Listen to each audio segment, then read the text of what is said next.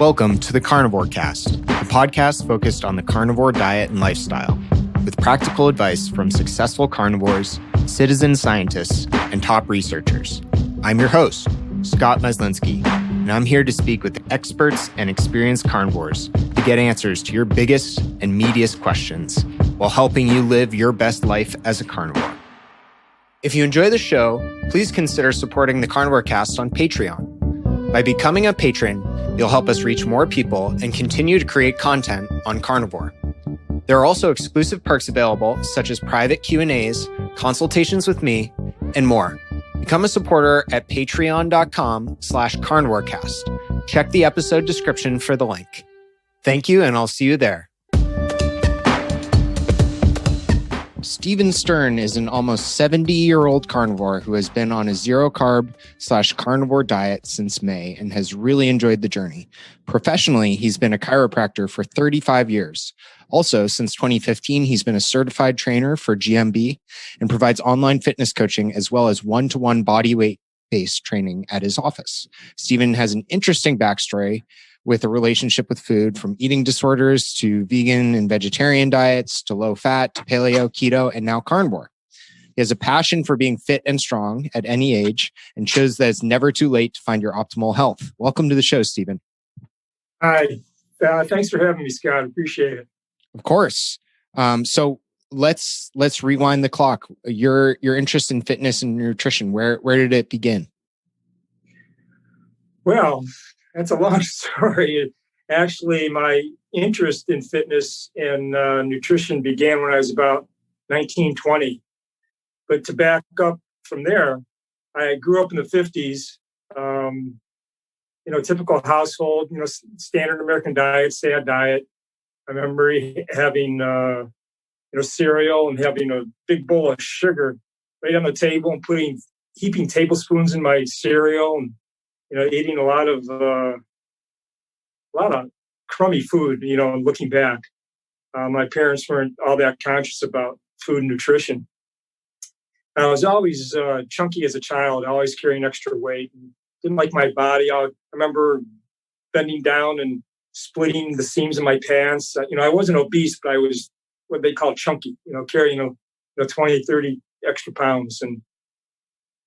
And when I turned about 18, 19, I was with a friend, and he was into macrobiotics. And I started doing that, and I lost weight for the first time in my life. And I remember going to a party, and people were giving me compliments. Gee, you look so good. And I just lost about 15, 20 pounds. And something clicked in my mind then that getting thin was good. People will like me if I'm thinner. And I took it to a level that was very unhealthy at the time. I became orthorexic and had some eating disorders and body dysmorphia. So when I was around 18, 19, that's when I started getting involved in nutrition, started looking at diet and health in a different way. I was in my heaviest about 200 pounds at 5'8". And when I started losing weight, I started reading about Paul Bragg, old-time health enthusiast. I followed Jack LaLanne, Adele Davis, a lot of people at that time who were popular. And I just started changing the way I ate from standard American to I just took out all my bread and all my desserts, started losing more weight, and started getting more involved in that. Eventually, I became very orthorexic, and I was so extreme, I became a fruitarian. I went from 200 pounds in December of 1969 to 105 pounds 7 months later in June of 1970, and gained back over 100 pounds. I went to 215 pounds 7 months later. So in the span of about 14 months, I lost and gained about 100 pounds. So that's where my beginnings began, about getting interested in food and health. So I don't know if you want to ask, I can kind of ramble on here forever. So you want to ask me more questions, I can go from there. Yeah, no, it's super interesting. And like curious to hear. So you found the macrobiotic diet. How has your nutrition looked like over the subsequent years? How has it evolved? And maybe if you can weave in, you mentioned eating disorders. I'm curious how that developed and how those affected you. Well, when I was heavy, then I lost all that weight and then gained it back, and then eventually, and I lost some more weight, but still was somewhat overweight. It really messes up your mind and body image. And I was always I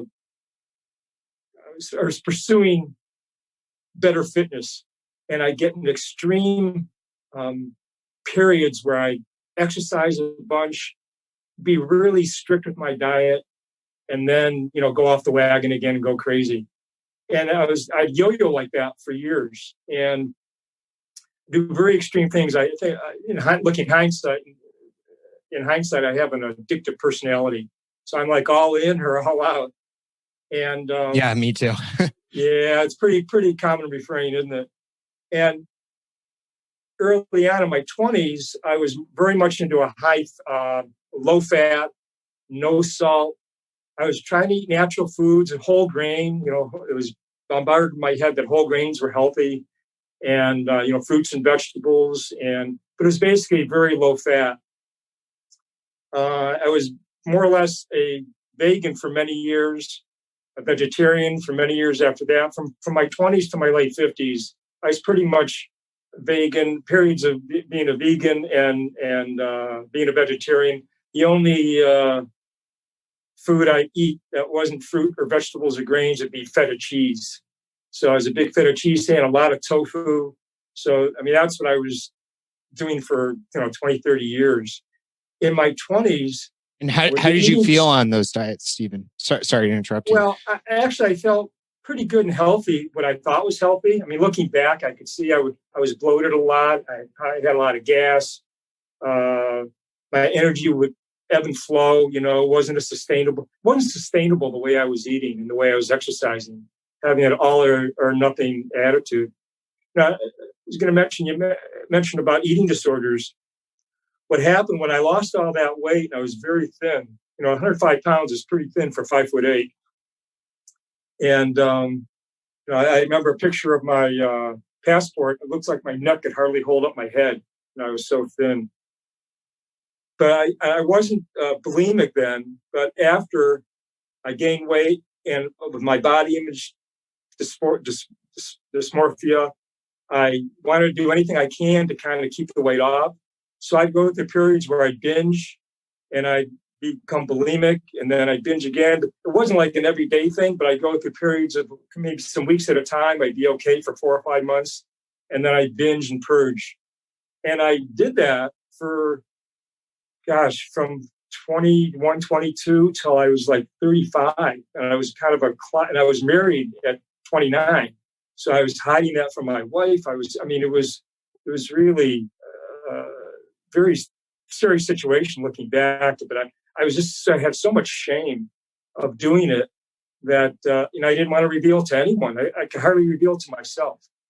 I don't know if you have any experience or know people who've been through that, but it's an incredible amount of shame that happens when, from being bulimic and wanting to hide it, not wanting anyone to know about it. Yeah, I can only imagine. I've had guests talk about it before. I haven't experienced it myself. I've been on kind of the fringes of it with rowing and lightweight rowing and cutting weight and then having big food binges, but I definitely wouldn't diagnose it as a formal eating disorder. I can only imagine the struggles. And would you say that it was driven partially by your body, like wanting certain nutrients? Was it driven by just being in such a calorie deficit from losing all the weight? Or was it also partly psychological and just triggered by your emotional relationships with food? Like, how do you sort of attribute it? Yeah, looking back, I think it was more psychological and emotional. I just wasn't dealing with issues in my life, relationship with my parents, or relationship with myself. I was just very confused and didn't know how to deal with certain things in my life at the time. I imagine there was also a nutritional component. I was definitely nutritionally deficient, and looking back, and I was probably, you can never get enough of what you really don't need. You can never fill that hole up big enough. And I'm also, I could look back, I could see I was pretty much a volume eater, and I still am up until I became carnivore this past year. I like filling up my stomach. I mean, to me, that was a sense that I'd be full if I could eat enough. My stomach felt full, and and my stomach was protruding. And looking back, that has nothing to do with being full or being satiated, having a full stomach. Satiation is very different from that. And that's what I learned from being carnivore, which I really appreciate. That's one of the things I really appreciate about being carnivore. So I never went into therapy for that. I think what freed me up, I was at a workshop in 1986, and there was a part of the workshop where people were encouraged to share any secret they've been holding. And I shared that with a group of about 30 people, and something released at that time. It's like, if you have a beach ball underwater, it takes so much pressure to hold it underwater. All of a sudden I released it, and I had this whole other energy to start dealing with my issues. And so from 1986, and I'd say for the next, 30 years, it's been a long process of, healing that wounded boy in me, that wounded little kid in me, about why I was doing things like that. And so that's how it's unfolded. Yeah, that's pretty amazing. And so you would say your relationship with food now is better? Oh, what's it like? Oh, so much better. It's unbelievably better. In fact, what happened when I was from my 20s to my 50s, I was late 50s, I was vegan and vegetarian. And then I decided to eat some fish. And I tried that first, and that was pretty good. And when I turned 59, I was out of shape again and not as fit as I wanted to be. And I made a commitment to get fit by the time I was 60. So I really got into exercise, and I started to do the P90X, the Insanity DVDs, and a whole bunch of other things. And I was all in, and I lost weight. I got to a weight that I really liked. I was exercising so intensely, I could tell my diet wasn't supporting me the way it should, or the way it could. So I decided to start eating meat. I remember the first meat I had in over 30 years was some turkey. And the texture was really strange, but it felt right doing. And from that point, that was 2011, I believe. And from that point on, I started adding more animal products in my diet. And one of the things that was really, that changed a lot especially when I started adding beef in my diet. I used to have a skin reaction on my hands where it'd be very dry, and the skin would separate and be very painful. And I was embarrassed to show my hands. And I'm a chiropractor, but I was able to work with people, but my hands had the skin lesions, I guess you'd say. And it happened periodically. And once I added beef in my diet, my skin cleared up. And looking back, I could see I was deficient in fat, in healthy, wholesome fat. And so that changed my, the way I felt my body tremendously when I started adding beef back in my diet. Yeah, that's interesting. And you talked a lot about the weight loss and the psychological aspect as well. But other than your hands, were there other health problems you've had to overcome over the years? Well, they're not serious. Like I hear other people have, boils and diabetic and things like that. I haven't had any diagnoses like that. But again, in looking back, because I could feel so much healthier now, I could see I was bloated a lot, and my being constipation or irregular, that wasn't as regular as I am now. So there wasn't, major health issues on that level. again, it was more psychologically gaining and losing the weight constantly. I gained 20 to 30 pounds in a dime, and then I'd starve myself and exercise. I was a runner from my late 20s to my 50s too. So I did a lot of long distance running, run a couple marathons. And so I do things in extreme like that to lose the weight. And I think that physically, I had a lot of motivation, a lot of discipline, but that really depleted me in so many levels that it impacted my well-being in a tremendous way. Yeah, that makes a lot of sense. I think endurance exercise can be a double-edged sword in a lot of ways. Yeah, it's very satisfying in some levels because you just get in a rhythm and, with your own thoughts. And, I loved it for many years. In fact, I couldn't never imagine not being a runner until I started getting into this other kind of exercising that I love, this bodyweight training. And I just love doing that and being creative and moving my bodies in fun ways. So, but now I don't run so much. Every now and then I'll do some sprinting, but I don't do any long distance slow running anymore. I'm more a walker and a hiker at this point. Yeah, that's great. Me as well. I take long walks with my dog and my wife around the city, and we hike. But neither of us are into formal cardio. Yeah, it's such a different mindset. It's such a different mindset, and it feels so much healthier than what I used to do to my body. Yeah, absolutely. A lot of people ask me about how to make liver more tasteful and how to cook it or incorporate other organ meats on carnivore. Optimal Carnivore can help you do just that with their grass-fed organ complex. It was created by carnivores for carnivores. They start by sourcing 100% grass-fed organ meats from New Zealand, gently freeze-drying the organs and encapsulating them into convenient bovine gelatin capsules. Just 6 of these capsules a day is the same as eating an ounce of raw organ meat. I personally take these every single day, as does my wife. Even though we both eat liver and other organ meats, our ancestors would have eaten the whole animal, and this unique blend has 9 different organs, including beef liver, brain, thymus, kidney, spleen, etc. And I think it's great to get a daily dose of these organs when you can. So it covers all your bases, whether you're at home or traveling. What's also cool is they plant a tree for every product sold, which helps the environment. So visit www.optimalcarnivore.com/carnivorecast and use the code carnivore10 to receive 10% off your purchase. Thanks, and back to the show. How did you find carnivore, Stephen? How did that come about, and what convinced you to try it? Well, it's kind of a layered involvement. In the 2011-12, I got involved with Paleo. I followed Mark Sisson. It was great. I did that for a number of years, pretty much, and then kind of transitioned to more keto for a number of years. And I used to track everything in the macros and all this.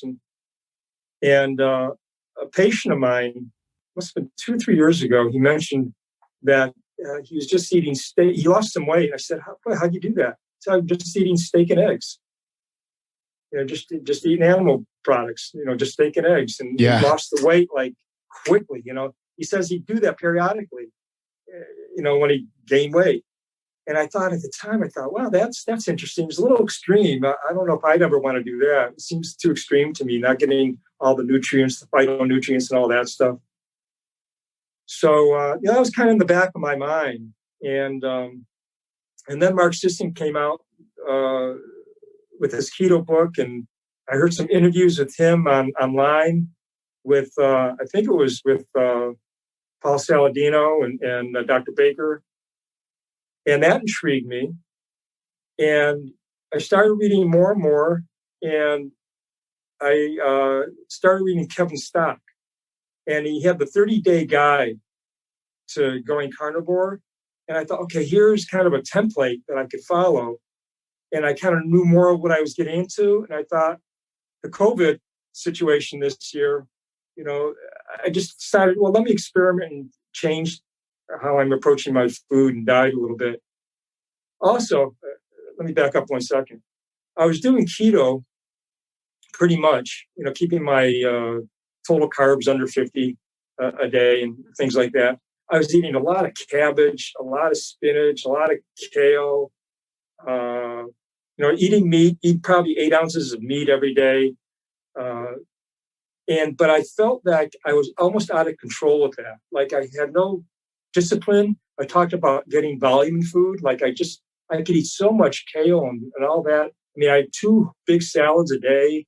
So I was bloated a lot. At dinner time, I'd always have to have this protein powder with almond butter and some other crunchy thing with it. And it was like I felt addicted.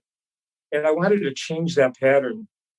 And that's what got me interested in carnivores. I started reading about it and said, well, this is interesting. Maybe I'll do this for a month, kind of reset my system, a kind of a cleansing. And so I read Kevin Stock information. And so I felt very well prepared to what to expect. And that's what I did it starting May 1st of this year. That's when I jumped in full throttle. Yeah, I find Kevin Stock, all of his materials are fantastic. He has some really good beginner materials, and his Meat Health Facebook group is really helpful for people. A lot of great minds in there. And I'm curious, Stephen, like throughout the years and more recently with Carnivore, what does your peer group or family think about your pursuit of health at your age and like trying these different diets? Well, my wife, she's had some health issues in the past, and about a year or so ago, I encouraged her to start eating more beef. I thought that would be good for her. It's really helped her.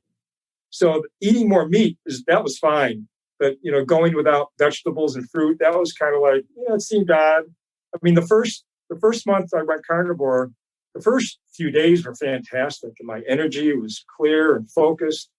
About a week or 2 weeks in, I decided to try some pork cutlets. And I found out real quick that didn't sit well with me. And for about 2 or 3 days, I just felt awful. And my stomach in pain. And, about not being too far from the bathroom, that kind of situation. Yeah. And my wife at the time said, I remember she said to me, are you sure you want to do this? Maybe, she was giving me that open door to kind of stop. And but I was really committed. I wanted to do it at least a month. So that only lasted about 2 or 3 days. So I found that I don't want to eat pork. That's not right for my body right now. So she's been very supportive. I think she thinks it'll probably be just temporary. My daughter, who's very much a health enthusiast, I think she's concerned that I'm not eating any fruit or vegetables. She's always asking about that. But, she sees it's working for me. We go for hikes in the mountains, and my energy's great. And my colleagues who I told this to, they seem very surprised at first, but they know I do kind of outside the box things anyhow. So they say, well, that's just Stephen being Stephen, and they just let me be. But they think it's pretty odd. And patients, it's interesting with patients. I'll have a patient who said, I'm taking care of myself. I'm eating a lot better. I'm not eating any red meat and eating lots of fruits and vegetables. And I'll let them say what they say. Then I say to them, I just want to let you know there's a lot of myths and misconceptions about meat and fruits and vegetables. And I just want to let you know, and I'll share with them whatever level I think I can to inform them a little bit about the benefits of eating meat. So, people are surprised, but, I talk about it without pushing it on them. So it's just about what I'm doing. It's, self-exploration.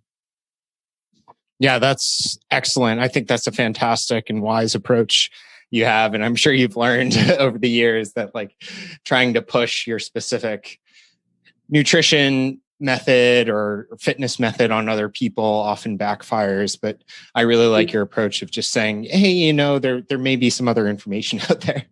So I always tell people we're an experiment of one, and you need to find what works for you, and what works for you may not always work for you, and you may have to shift it. But keep exploring and find the edge of things, that whether it's exercise, diet, how you deal with your emotions or relations, and you need to experiment and explore what is right for you and how you want to relate to your life.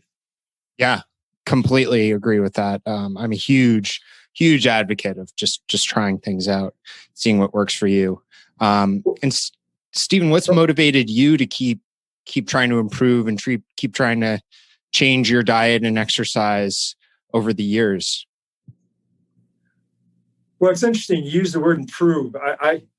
I don't look at it as I'm trying to improve. It's more about being self-care, about caring for myself in a way that allows me to feel whole, feel strong, feel resilient, healthy, vibrant. I'm going to be 70 next month, and I feel vibrant and stronger and move better than I did 10 or 15 years ago, way better. And so for me, I guess at my age too, it's not so much improving as much as maintaining and not losing what I have. However, there's still things I am improving at, but it's mainly less enhancing what I have. I think for a 20 or 30-year-old, I think it's totally appropriate to go for your PRs and test your boundaries and see what you can accomplish. And at my age,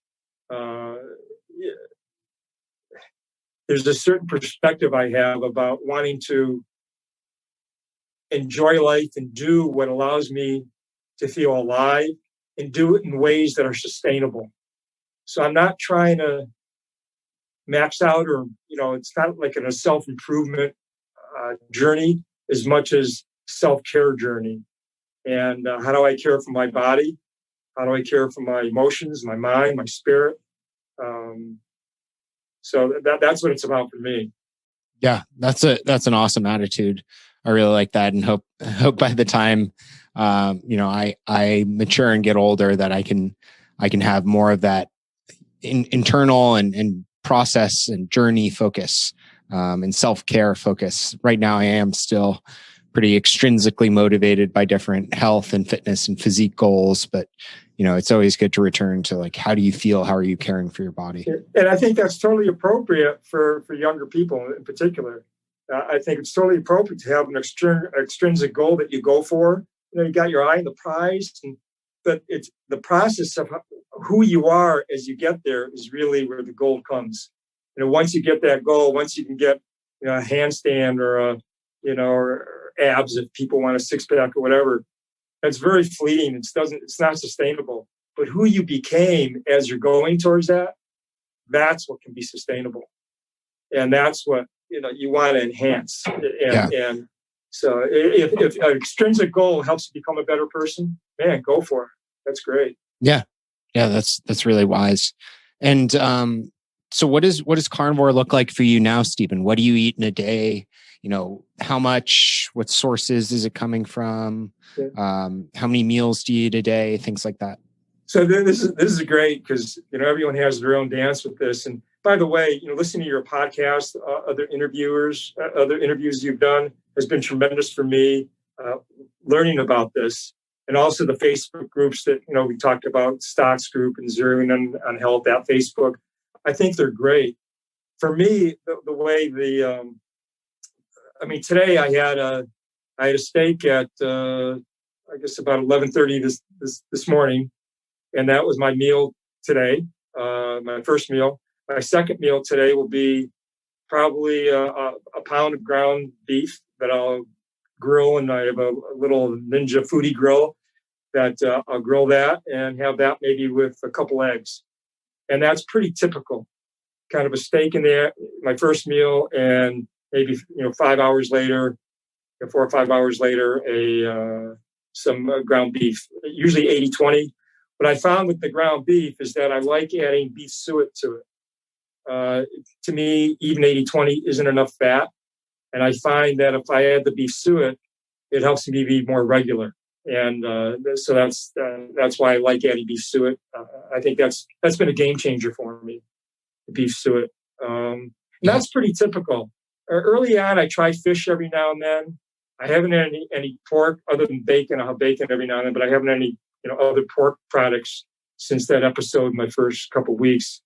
I plan on doing this at least another month or so. I want to get a good 7 or 8 months in, and then I may start exploring other types of animal products. I'm not sure yet. I like this so much. Why change at this point? Every now and then I'll do one meal a day. Every maybe 2 or 3 weeks. I just don't feel like eating. But it's usually 2 meals a day, and never any snacking. I never snack. And I feel satiated. I mean, it's not like I'm white knuckling it. I just don't have an urge. That's been one of the tremendous things, about this. That's excellent. It sounds like you found a really great template and version that works well for you. And I think the beef suit is essential. One thing I've talked about before, and I think so many carnivores overestimate how much fat they're eating. But really, when you cook ground beef, when you cook a steak, especially if you're grilling it, so much of the fat is lost. So even 80-20 ground beef, which might be like 1 gram of fat per 1 gram of protein on the label, or when you look it up, all of a sudden you cook it and you're getting more like 0.5 gram of fat per gram of protein. And that's fairly lean for most people. I think it is, especially, and I'm very active. I move my body every day. I love being fit and being active. Another thing that I do eat some liver every now and then, not every day. I'll go through stages where I eat, 2 or 3 ounces for 2 or 3 days straight. Then I may not eat it for 2 weeks. I've had chicken hearts just recently. I've had that. So I'll eat some organ meat every now and then, but it's not as consistent as the steak and the ground beef. Also, part of me would love to eat, grass-fed and buying it from, sustainable agriculture farms. However, I just can't afford, $15 a pound for ribeye. So I look for things on sale. I go to my, regular supermarket. I had a great score today at Roach Brothers. They had 50% off of the ribeye. So I bought like 6 of them to freeze. And so I look for sales or eat the lesser cuts. I try and get the fattier cuts if I can. But so I'm not into, I like the phrase, eat the food that tastes good that you can afford. And I think that's a great way to go about it. Yeah, that's excellent guidance. And Stephen, what are some things you're looking forward to, like in the future, just in life in general, or with your diet, with your exercise, looking ahead? Sure. Well, like I said earlier, I want to live a vibrant, healthy life. One of the things I'm really looking forward to, my daughter, when she turned 30 about 5 years ago, she had this desire to hike the 4,000 Ks, 4,000 footers in New Hampshire. I've heard of people doing this. Yeah, so she invited me to do one hike with her, and I got the bug with her. It's like so that's my passion right now. Oh boy! We just hiked a couple of weeks ago. We peak bag. We got 2 summits on one day. I just went up by myself this past Sunday and hiked a summit myself, and it was about 10 miles, and out there 6-7 hours, and just fueled. I brought bacon with me and some ground beef. That's all I had, and it was great. Nice. To have the energy to do that. So that's kind of my passion. We're about halfway done of the 48, and so over the next few years we want to knock that off. So that's kind of my short-term goal. Passion that I'm motivated to, I want to be healthy enough to do things like that. I mean, it's so wonderful to connect with your adult child that way. And, we're in the woods, climbing, working our bodies hard, having these just tremendous conversations, getting to know each other more and more and connecting. So that's just been a real thrill. I just feel so blessed that she wants to do that with me. It's fantastic to hear you say that. I can see you just light up as you talk about it. Also, it's really awesome. With my personal fitness way, how I use the body. I think I wrote to you. I'm a certified trainer, GMB, which is a online fitness. They sell online fitness programs and education and things like that. And I'm finding there's ways how I can move my body in creative ways that are fun, safe, and that I don't have to beat myself up. I used to think when I was younger, I had to work as hard as I can and push and sweat and, the high intensity training. And what I'm learning and have learned is that you don't have to beat up your body to be fit and strong. You actually can, do things in a sensible way, in a relaxed way, that get your body flexible. I'm more flexible now than I was 10 years ago. I do things on rings and, handstands and, other things and that I could never imagine doing. And I didn't start this, and it wasn't like I was a gymnast as a kid. I didn't start this till I was in my 60s. So I like to say, if anyone could do it, if I could do it, anyone could do it. So, my passion is to keep moving my body like that. Every day I wake up and, I put my body through different ranges of motion and loosen it up. And I want to be a model. I want to inspire others to do the same, to really take care of the body in ways that are kind, that are beneficial, and that are sustainable. That's the key. If it's not sustainable, if you're going to get hurt or get burned out mentally, I mean, if you're going for an Olympic medal, maybe that's, worth it. But for most of us, you just want to find activities that are sustainable and healthy for you, that you can keep doing on a regular basis. So that's my goal over the next few years, stay strong, fit, and vibrant.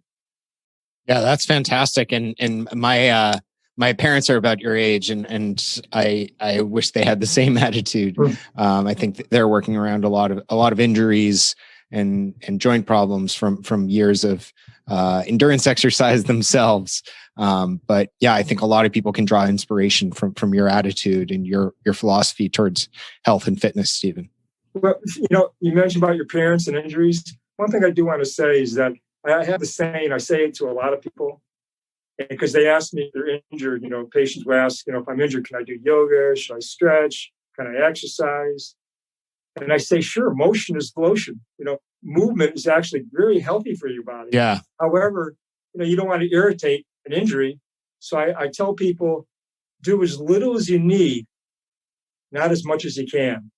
Because most people think if I could do a little, I should do as much as I can to make up for lost time. But do as little as you need to, get that healing response in your body. Yeah. To get the blood flowing, to get the body connected, to get you free up your mind a little bit. So that I encourage you to tell your parents that, do just a little bit. You don't have to do a lot. And when they do that, they'll feel a little better. And then they may want to do more eventually. But yeah, I love that. It's amazing how the body will respond if you give it some TLC.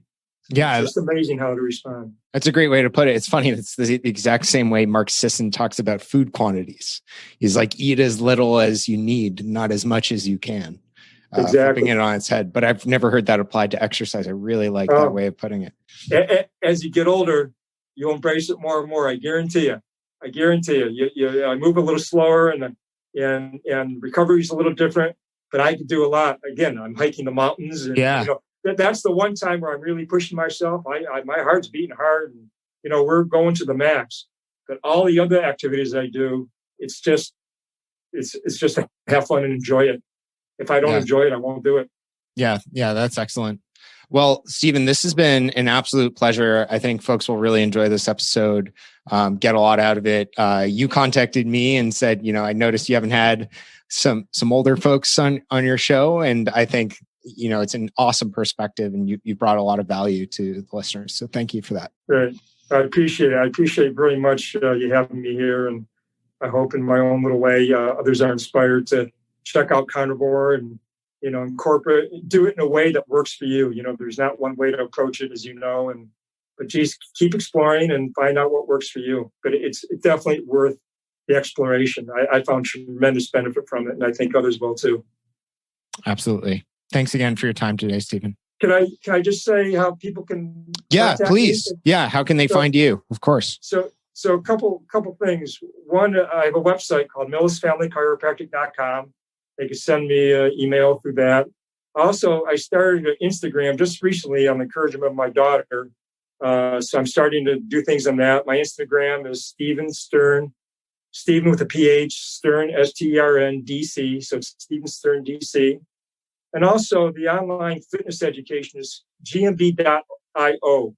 I encourage people to, explore that to see if it's the right fit for you, to find ways of exercising in ways that are fun, enjoyable, and beneficial. So gmb.io would be a good thing for people to explore.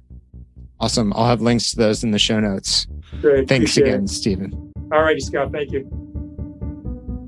If you enjoy the show, please consider supporting the Carnivore Cast on Patreon. By becoming a patron, you'll help us reach more people and continue to create content on Carnivore. There are also exclusive perks available, such as private Q&As, consultations with me, and more. Become a supporter at patreon.com/carnivorecast. Check the episode description for the link. Thank you, and I'll see you there. Thank you for listening to this episode of the Carnivore Cast. If you enjoyed this episode, please review on iTunes. It really helps us out. And share it with a friend. What questions would you like answered, or who would you like to hear from in the carnivore research community? You can find me on Twitter, Instagram, and Facebook at CarnivoreCast, or go to carnivorecast.com. You can also email me at info@carnivorecast.com. I'd love to hear from you. Until next time, keep it carnivore.